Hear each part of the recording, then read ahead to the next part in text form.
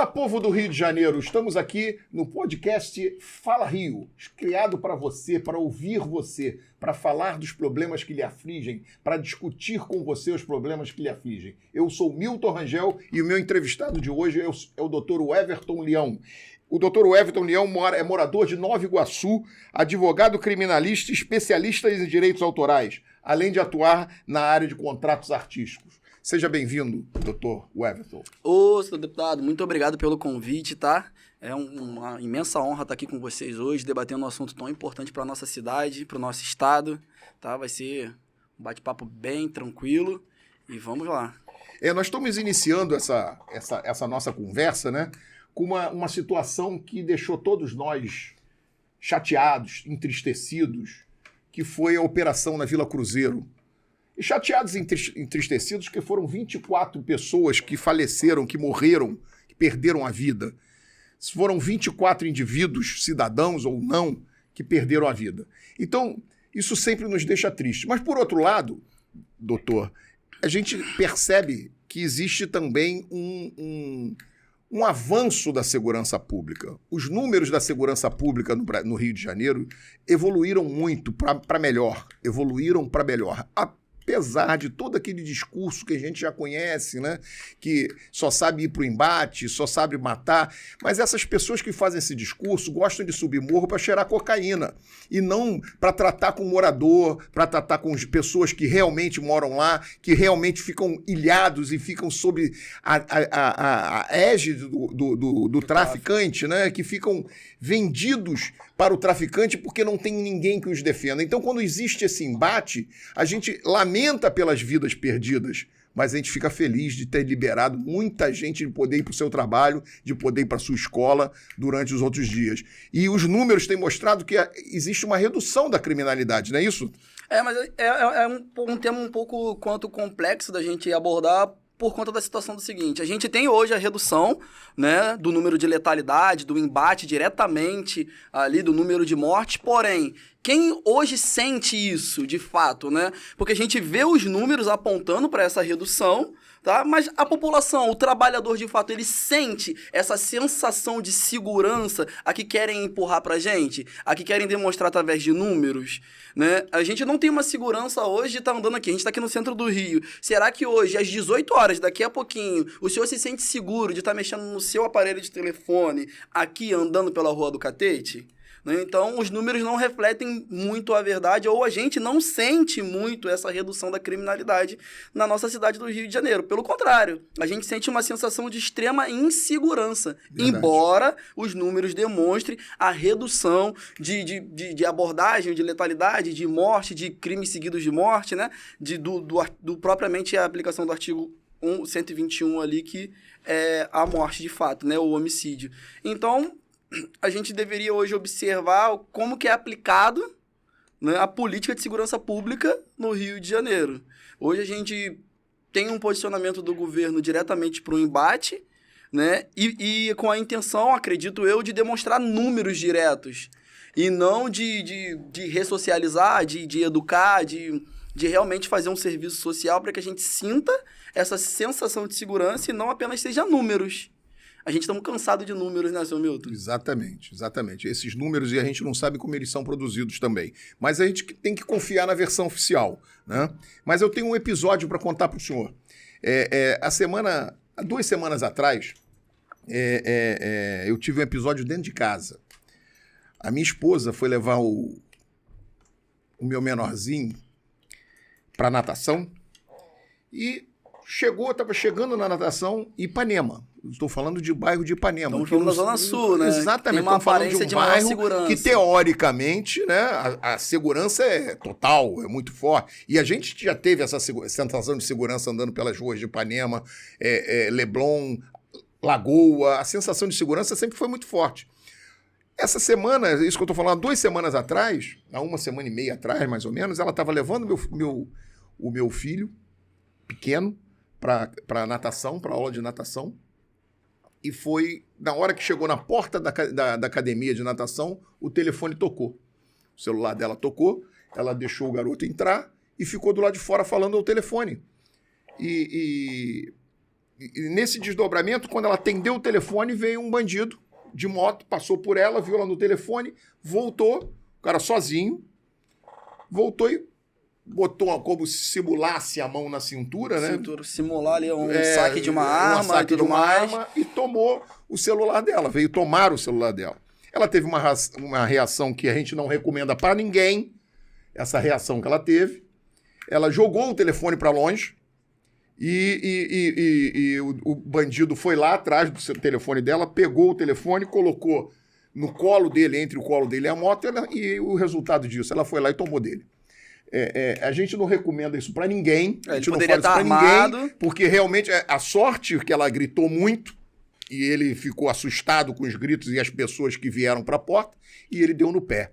Mas isso a gente não recomenda para ninguém. No dia seguinte ele estava na capa de jornal e tudo, porque ele fez outros assaltos.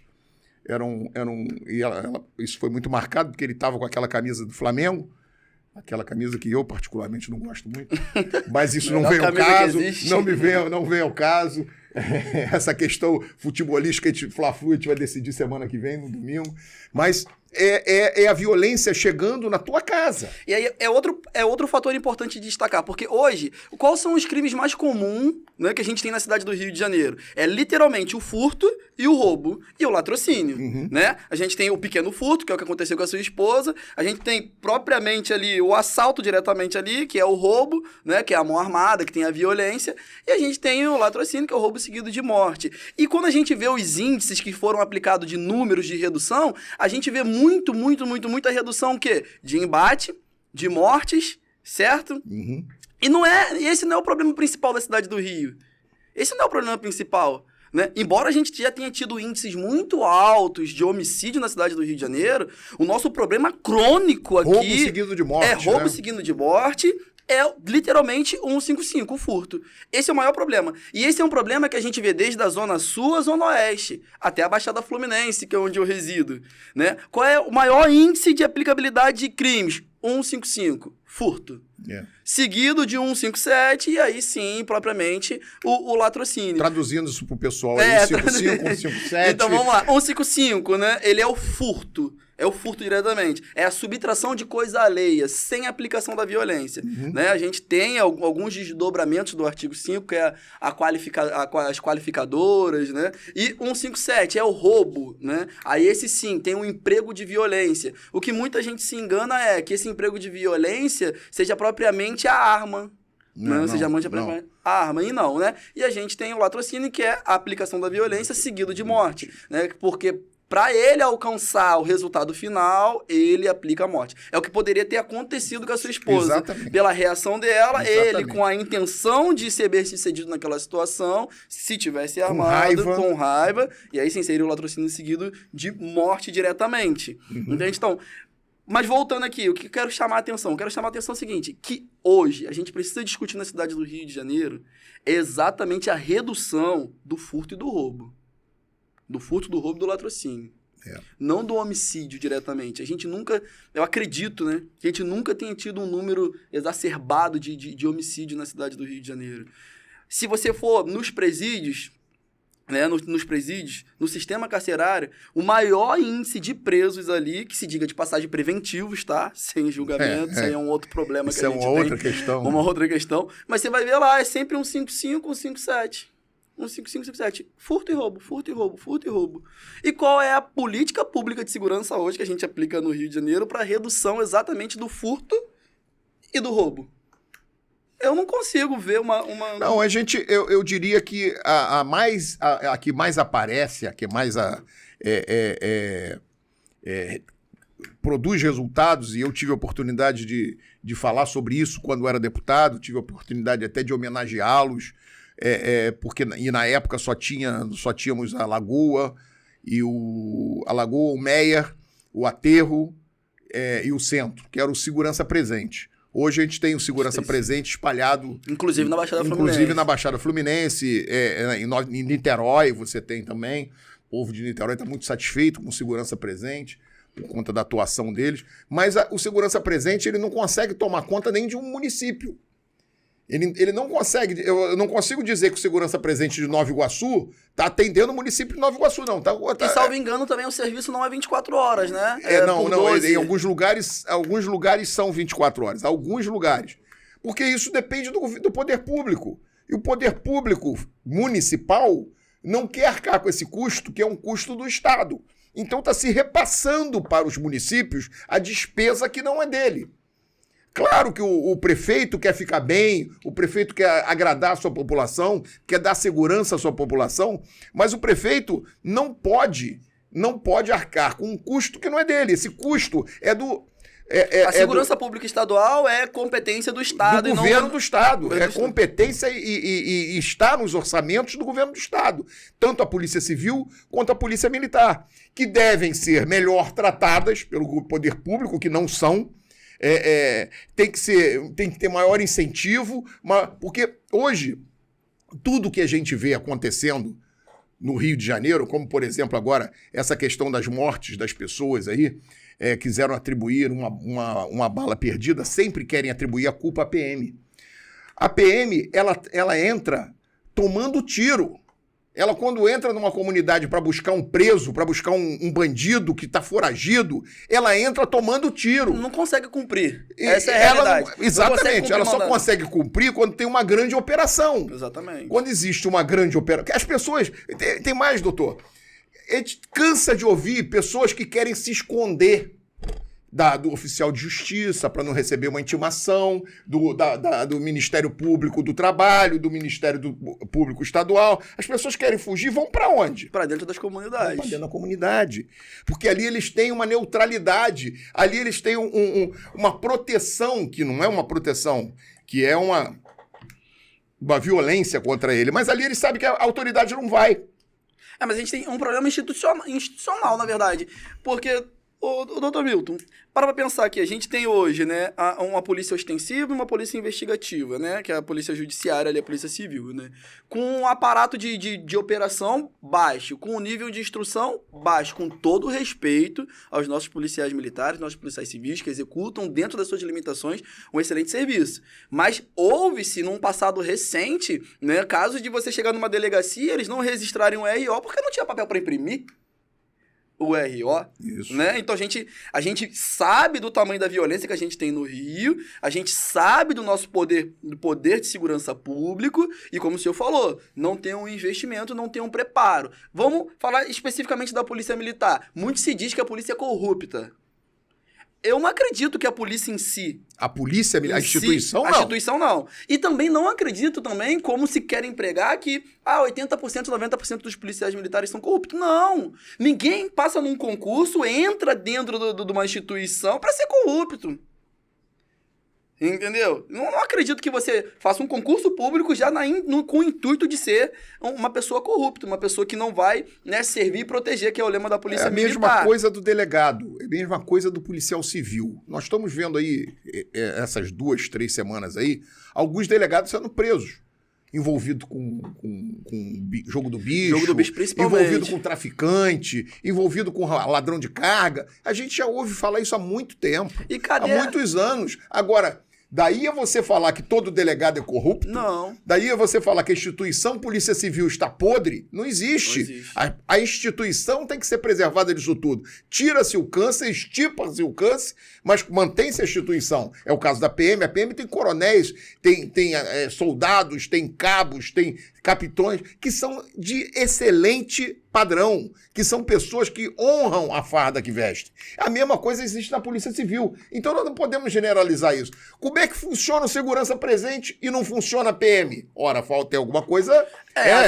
alguma visão estrábica disso aí, né? E a atuação da segurança presente é juntamente com um paisano, né? Vamos dizer assim, com uma pessoa civil normal, junto com o PM. Então, como que foi feita a junção e funciona, e a atuação no individual não funciona. E Eu não- acredito, houve uma mudança recente nos editais da Polícia Militar, né? Que para oficiais agora se exige um curso de direito para que ele seja oficial, né? Tem-se a intenção, tem-se falado muito que tem mudado a consciência da Polícia Militar com relação à educação do policial militar, né? Eu acredito que seja muito salutar essa alteração. Não sei se vai atingir o curso de formação de soldados ali. Mas, em contrapartida, a gente tem delongas no concurso público para policial, né? A gente vê, com perdão da palavra, um salseiro na formação do policial militar e ele totalmente despreparado para a realidade do Rio de Janeiro. Ele sai do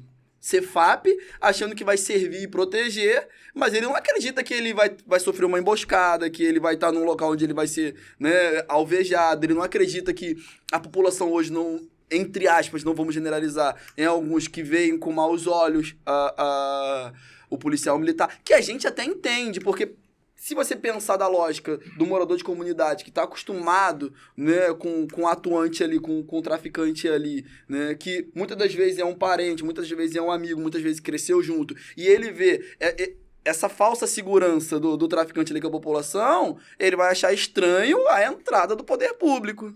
Uhum. Por quê? Porque o que a gente tem como exemplo hoje? Toda vez que o poder público entra dentro o poder público, a segurança entra dentro da comunidade, não é com o intuito de educar, de ressocializar, de fazer o serviço social. A gente viu um grande desastre aí nas UPPs. Uhum. Não sei se o senhor é a favor ou contra. Não. Mas o projeto era maravilhoso. A ideia era maravilhosa. A ideia era maravilhosa. Só que acontece, não se sustentava. Por que não se sustentava? Primeiro, pelo efetivo da Polícia Militar.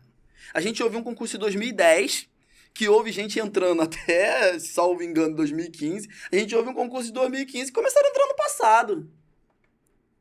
Sabe?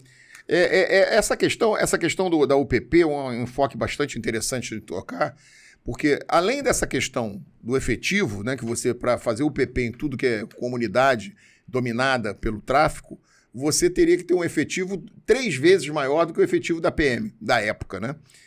Então foi mais uma coisa que foi midiática, né? Foi uma forma de mostrar para o povo que o governo estava trabalhando. Essa questão nunca funcionou. Nunca funcionou. Então, a UPP tinha que vir acompanhada de serviços, tinha que vir acompanhada da invasão efetivamente das comunidades, mas não pelo PM só. O PM também. A Polícia Civil também, mas pelos serviços, pelas oportunidades, pelos atendimentos. Então eu estava falando dessa incursão recente agora na Vila Cruzeiro, exatamente por causa disso. A mídia, ela é grande responsável por tudo isso. A grande mídia, as grandes mídias sempre são muito politizadas para quando o assunto é segurança. E essa politização, a gente sabe de onde vem, qual é a origem dessa politização. Então a primeira coisa que falam é que, mataram o garotinho, mataram uma criança, mataram uma senhora. Então, nesse caso agora, a primeira notícia que veio é que mataram uma senhora da comunidade, da comunidade dentro da sua casa. Ora, mataram é a polícia, porque o bandido tá lá dentro o tempo todo e só mata quando tem guerra entre eles. Que mata também, ninguém fala nada. Não sai em jornal nenhum. Não é notícia, não é Não é interessante. notícia. Aí mataram uma senhora que estava dentro da sua casa. Aí foram levantar, a PM foi fazer o levantamento de quem era essa senhora. Essa senhora morreu na favela ao lado, na comunidade ao lado, na comunidade da Chatuba. Não tinha operação. Não tinha operação. Então ela só pode ter morrido por arma de grosso calibre de longo alcance. Ou seja, foi uma bala perdida, mas uma bala perdida que saiu da Vila Cruzeiro e não de arma de PM, que não tem esse alcance. É aquelas armas de derrubar avião que o nego usa contra a PM. E a PM tem que enfrentar tudo isso e jogando flor. Os esquerdopatas querem que você jogue flor para entrar na comunidade. É um desatino. Então, só concluindo esse raciocínio. Então, o que acontece? Você chega lá, morre uma senhora. Aí hoje já tem nas redes sociais que foi uma bala, que não foi uma bala perdida, foi uma bala achada. Porque a senhora tem envolvimento direto com o tráfico. Mas não foi a PM que atirou. A bala foi vindo de um embate qualquer. Mas a senhora também não é essa senhora pobrezinha, coitadinha, inocente que estava ali fazendo seu arroz com feijão, em casa, coitadinha, esperando o filho chegar, esperando o marido chegar. Não, era uma pessoa comprometida. Era uma pessoa que tinha comprometimento com o movimento do morro, com o tráfico do morro, com os donos do morro. Então, a gente tem que parar com essa coisa também de permitir que o sistema midiático dê pra gente uma visão distorcida da realidade. Nós temos hoje diversas questões, e essa da segurança é a mais sensível, já foi mais sensível. Hoje está menos exatamente porque esses índices têm diminuído. Mas porque também o governo, em certos aspectos, se ajoelhou. O governo, em certos aspectos, permitiu que a invasão, as grandes comunidades fossem dominadas. Então você não tem notícias de grandes operações como a de ontem, de anteontem, sei lá, dessa semana. Então, nós não temos grandes notícias sobre isso. Tivemos, há algum tempo atrás, a do Jacarezinho, que virou um escândalo, que os caras foram assassinos. O primeiro que morreu foi um PM. Mas o senhor não tem a sensação também que, como dito popular, né, que é literalmente enxugar gelo? Porque se você começa também a fazer operações contínuas, né, com o intuito de rebater o tráfico, de diminuir a criminalidade, mas se você não entra com o resto do que tem que entrar, com o serviço social propriamente dito, propriamente você vai secar, você vai enxugar gelo. Por quê? Aí você mobiliza policiais militares que são pais de famílias, que têm filhos, que têm suas esposas, que estão correndo risco de vida ali na sua atuação do seu trabalho, para ter um embate com o traficante ali, que ele não está preocupado se ele vai morrer ou se ele vai matar, ele não está preocupado se um integrante da família dele vai morrer, se um morador da comunidade vai morrer, muito menos com a vida de um policial. Ele não tá preocupado com isso. E aí, a gente tem a falsa sensação no Rio de Janeiro que você está enxugando gelo, porque vamos lá, você bota um batalhão para fazer uma operação em uma comunidade onde ele vai ser recebido a tiro.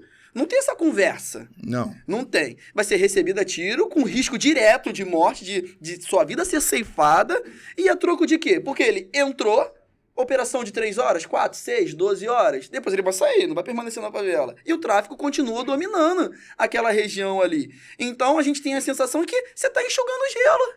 Você está mobilizando cidadãos de bens, né, que estão incorporados nas fileiras da Polícia Militar, na Polícia Civil, e qual o intuito final disso? Será que é literalmente rebater? Eu não estou entrando na vertente dos mais policiais, não. Estou entrando na vertente dos bons policiais, que querem fazer o seu serviço diretamente. Então, é importante a gente ressaltar que somente operações não resolve, somente operações não reduz a criminalidade no Rio de Janeiro. Porque a gente começa a fazer o quê? A gente começa a escoar para lá e para cá. Né, pegando um ganchinho de novo na UPP. Aconteceu com a UPP? Você botou primeiramente a UPP em Botafogo, né, no Dona Marta. Inicialmente, os traficantes acreditaram que aquilo ali iria ser permanente e se evadiram. O que aconteceu? Aumentou a criminalidade na região serrana. Aumentou a criminalidade lá onde eu moro, na Baixada Fluminense. E é a mesma coisa que a gente tem com as operações. Você está enxugando gelo. Se não entrar o serviço social, profissionais ali, para você começar a educar aquela criança de base ali que está vendo o traficante atuar, está vendo o traficante vender drogas ali, e dizer para ele que não, que tem outra solução para ele, que ele pode estudar, que ele pode ser um cidadão de bem, que ele pode vir a ser um advogado, que ele pode vir a ser um parlamentar, né? E fazer essa criança entender, não vai adiantar, ela vai crescer com a visão errada da segurança pública, do policial, vai crescer achando que o policial é mau porque entra dentro da casa dele, né? Porque tira a segurança dele, porque morre o amiguinho dele, entendeu? E acreditando que o policial é mau e se espelhando em quem? No traficante. Então, a gente, literalmente na cidade do Rio de Janeiro, a gente enxuga gelo. Não adianta a gente continuar fazendo invasões, incursões, se ela não tiver um planejamento de continuidade através do meio social.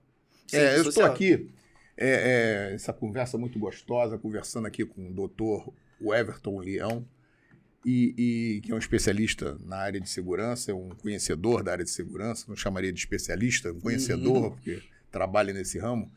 E a gente está debatendo essa questão com o intuito de ver o que a população do Rio de Janeiro, tentar entender o que a população do Rio de Janeiro sente com isso. Então, por isso que a gente diz que o podcast Fala Rio, de Milton Rangel, é para isso, para você falar, para você ser ouvido. Use os nossos canais para se comunicar com a gente, para que a gente possa aumentar esse diálogo, engrandecer, enriquecer esse diálogo. Eu queria abordar um outro assunto com o senhor, que é a questão da chegada da droga no Rio de Janeiro. A chegada da droga na comunidade da Vila Cruzeiro, que é quem a gente está falando. E eu errei aqui, eu falei de Cruzeiro, mas a outra operação em que o primeiro policial a morrer a primeira pessoa a morrer foi um policial, foi no Jacarezinho, onde morreram, se minha produção não está enganada, 28 pessoas. 28 pessoas, sendo entre elas um policial. Então, nós queremos saber o que nós precisamos saber da Polícia Militar, da Polícia Civil, e aí eu incluo, doutor, a Polícia Federal, a Aduana, a Receita Federal, a Polícia Militar e o Exército. Como essa droga chega na Vila Cruzeiro? O Rio de Janeiro não produz 1 grama de cocaína. O Rio de Janeiro não tem uma fábrica, infelizmente, deveria ter, eu gostaria muito que no estado do Rio de Janeiro tivesse fábrica de armas. Não temos uma fábrica de armas. Os fuzis que são apreendidos na operação de ontem, se não me falha a memória, foram apreendidos 11 fuzis. Não tem nenhum de fabricação nacional. Não tem. São todos eles importados, AK, RK, 20K, 30K, eu não sou entendedor de arma, então a gente escuta muito falar, né? Esses fuzis e essa droga entram por onde? Esses fuzis e essa droga passam por quem até chegar na Vila Cruzeiro? Nós temos, volto a dizer, o cinturão montado, que deveria ser montado pela PM. Temos a Polícia Civil para investigar. Temos a Polícia Federal para investigar, para cercar, para banir essas pessoas. Temos a Polícia Rodoviária Federal, não podemos esquecer, que vem pela rodovia também. A Polícia Rodoviária Federal para barrar essa droga. Nós temos a Marinha Mercante para não deixar que venha pelo mar. Nós temos o sistema de aeronáutica para impedir que venha pelo ar. Como é que chega na Vila Cruzeiro? Vila Cruzeiro não tem aeroporto, Vila Cruzeiro não tem porto, a Vila Cruzeiro não tem mar, não tem nada disso. As pessoas chegam com a droga e entram com o fuzil pela porta da frente. Entram pela porta da frente, passando por todas essas forças armadas, Polícia Federal, Polícia Rodoviária Federal, Receita Federal, Polícia Militar e Polícia Civil. E chegam lá. Então, o que eu acho, doutor, e é isso que eu quero colocar para o senhor falar, eu acho que o que existe é uma falta de integração desses órgãos que, teoricamente, têm que dar a segurança pública que o cidadão precisa. Que aquele amigo que está nos assistindo precisa na sua casa. Que a minha esposa precisa quando vai levar meu filho à escola, na escola de natação, que foi o exemplo que eu dei hoje aqui. Todos nós precisamos dessa segurança. Precisamos que tenha essa integração. Eu acho que o que está faltando é essa integração. E não está faltando agora, não. E não é uma questão de governo A ou governo B. É uma questão que não se corrige. Nós temos 3 anos de um governo federal novo que tem partido para o enfrentamento, que tem lutado contra isso, mas tem sido agredido violentamente pelas grandes mídias por conta disso, desses enfrentamentos que ele tem feito. Agora, nós temos um governo do Estado que está aí, que é originário de um outro governador que saiu dando soquinho no ar quando um PM matou um sequestrador. Quer dizer, isso não é posição de governo. Nós precisamos de segurança pública, não é torcedor de futebol, nem jogador de futebol. Deixa pro Cano fazer o Lzinho, que não é de Lula, é de Lorenzo, quando fizer o gol do Fluminense. Entendeu? Deixa essas coisas de futebol para o futebol. Ele é governador, ele tem que governar. Tinha que governar, que já foi mandado embora há muito tempo. Mas nós estamos ainda herdando essas coisas aí. O senhor não acha isso? Eu queria corroborar, na verdade, com o seu comentário, não é nem contradizer ele. Eu acho que a gente tem a aparência de integração entre as instituições, o que a gente não tem essa integração entre as instituições, né? E falar do governo do estado do Rio de Janeiro é muito complicado, porque a gente, se salvo engano, a gente tem 5 ou 6 governadores que foram presos na cidade, não é isso? Então, assim, a gente tem um problema muito... Desculpa eu estar rindo, mas é verdade. Hoje, a gente viaja para outros estados, quando você trata sobre política e fala da cidade do Rio de Janeiro, sabe o que a gente ouve nos outros estados? Ouve, o Rio de Janeiro é o câncer do Brasil. E a gente tem uma cidade maravilhosa aqui, com a natureza esplendosa aqui. E a gente ouvir que a nossa cidade, que a gente nasceu, que a gente é criado, que é o estado que a gente nasceu, que a gente é criado, é o câncer da federação, dói. Mas vamos voltar, vamos tratar lá sobre a entrada de drogas no estado do Rio de Janeiro, né? A gente deveria o quê? Realmente não só falar e fazer. Deveria buscar uma integralização entre as forças de segurança pública, né? E aí eu gostaria que tivesse atuação veemente das corregedorias dessa segurança pública. Porque toda instituição de segurança tem corregedoria. Porque não vamos ser, assim, bobos. Essa droga entra porque tem alguém se corrompendo nesses caminhos. E não é um, não é dois. São diversos. E aí a gente tem o quê? Os cânceres dentro dessas instituições que precisam ser reprimidos. Volto a dizer, se a gente teve delegados presos é porque teve atuação da corregedoria da Polícia Civil para investigar e chegar nos delegados, certo? Que são os responsáveis diretos por investigação, e são investigados. Mas e por que quando se trata de grandes esquemas, a gente não tem a atuação das corregedorias? A gente deveria ter a atuação da corregedoria da Polícia Rodoviária Federal, da Polícia Civil, da Polícia Militar, da Polícia Federal, né? Para propriamente tirar essas pessoas que são o câncer ali, que são os corruptores e são corrompidos também. Então, a primeira coisa que a gente tinha que fazer, atuação das corregedorias, tá? Para eliminar essas pessoas que estão se corrompendo. Como eu falei, não existe uma instituição corrompida.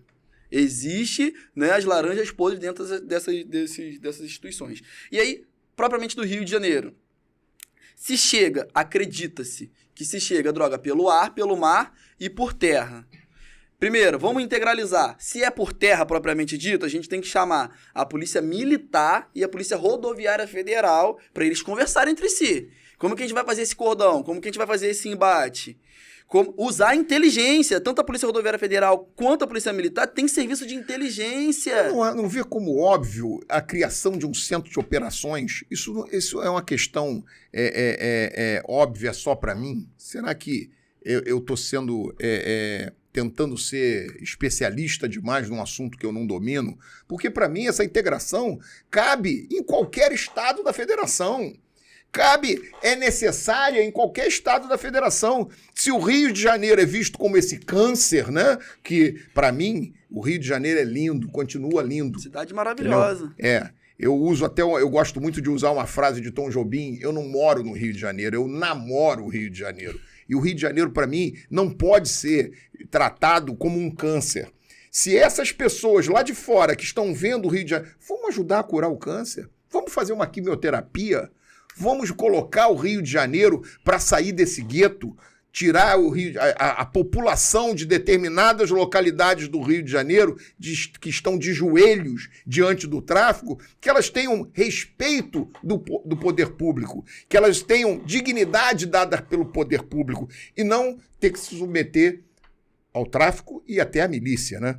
Quer dizer, hoje aquela milícia romântica, né, ainda tem algumas pessoas que acham que a milícia é a salvação. A milícia era romântica antigamente. A milícia, quando começou ali em Venda da Rio das Pedras, em Rio das Pedras, ela virou até novela da Globo. Teve até novela da Globo falando do miliciano maravilhoso que tratava todo mundo no beijinho, entendeu? E hoje o que a gente vê é tratando todo mundo no pau-pau.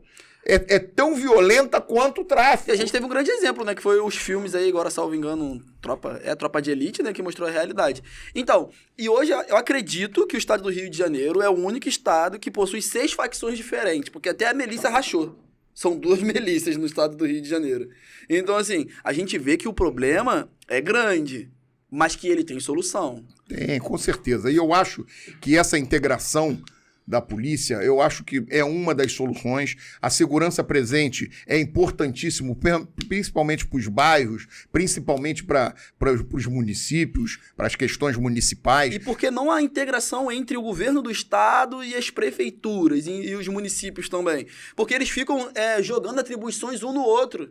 Né? Hoje a gente vê a discussão, como a gente iniciou aqui falando, não, a responsabilidade de segurança pública do Estado é do Estado, a gente não pode jogar esse orçamento no município. Mas será que não teria como esses municípios, esses prefeitos, conversarem com o governo do Estado e chegarem num consenso?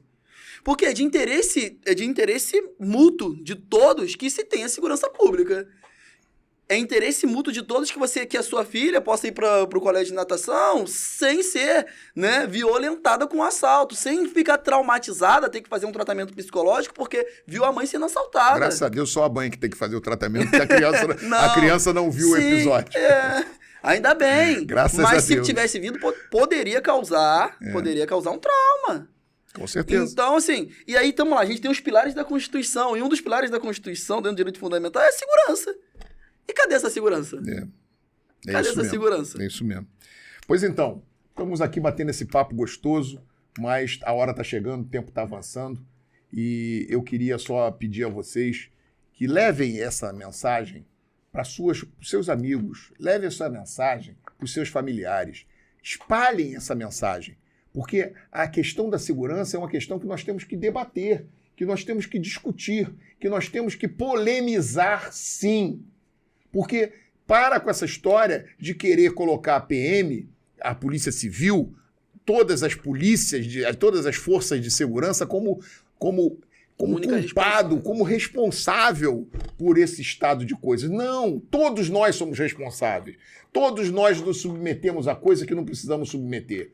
Quando você dá um dinheirinho para o guarda não te multar, você é responsável por isso. Quando você se isenta de declarar coisas que você precisa declarar porque não quer pagar imposto, você é responsável por isso. Vamos pensar nisso, vamos pensar como um todo, como um país grande, como um país desenvolvido, como um país que quer chegar lá.